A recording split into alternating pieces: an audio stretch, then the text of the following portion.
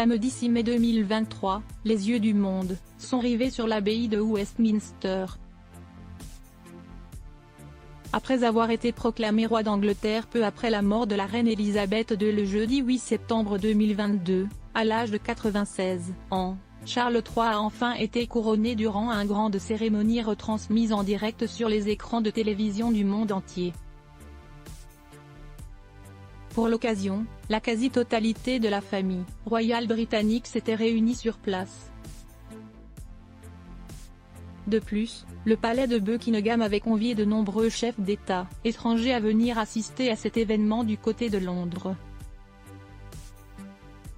Selon la tradition de la monarchie britannique, c'est à l'archevêque de Canterbury, Justin Welby, qu'est revenue la charge de couronner le nouveau souverain du Royaume-Uni. Quelques jours après cette cérémonie, l'homme d'église a une nouvelle fois fait parler de lui, mais pour de mauvaises raisons. En effet, celui qui a couronné le roi Charles III, devant plus de 2500 personnes au sein de l'abbaye de Westminster, a été condamné par la justice britannique, comme l'a révélé le Daily Mirror samedi 13 mai 2023. Concrètement, Justin Welby a été pris en flagrant délit d'excès de vitesse dans le quartier de Lambeth, situé à Kennington, au mois d'octobre 2022. L'archevêque de Canterbury fut par conséquent condamné à payer une amende de 510 livres sterling, ce qui représente environ 585 €. Dans le détail, ce paiement était composé d'une amende de 300 livres sterling, à laquelle s'est ajoutée une suramende compensatoire de 120 livres sterling, le tout complété par 90 livres sterling de frais de justice.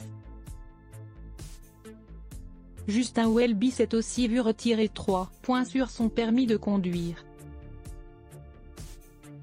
Le jour où l'archevêque de Canterbury fut pris en flagrant délit d'excès de vitesse, il avait été filmé en train de rouler à une allure de 25 000 par heure, soit environ 40 km/h, dans une zone limitée à 20 000 par heure, ce qui correspond à environ 32 km/h.